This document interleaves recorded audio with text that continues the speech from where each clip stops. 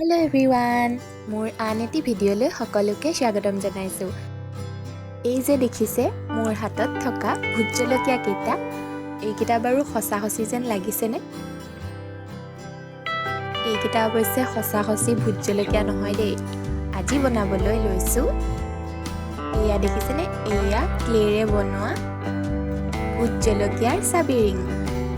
আহকচোন আজিনো মই এই আনকমন বস্তুটো কেনেকৈ বনালোঁ আজিৰ এই ভিডিঅ'টোৰ জৰিয়তে আপোনালোককো দেখুৱাই দিওঁ।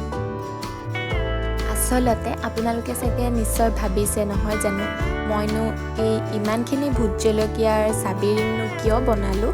আচলতে মোৰ দাদা এজনে বিশেষ এটি কাৰণত তেওঁ মোক অৰ্ডাৰ দিছিলে 100 পিচ এনেকুৱা ভোট জলকীয়াৰ চাবি ৰিং বনাই দিবলৈ।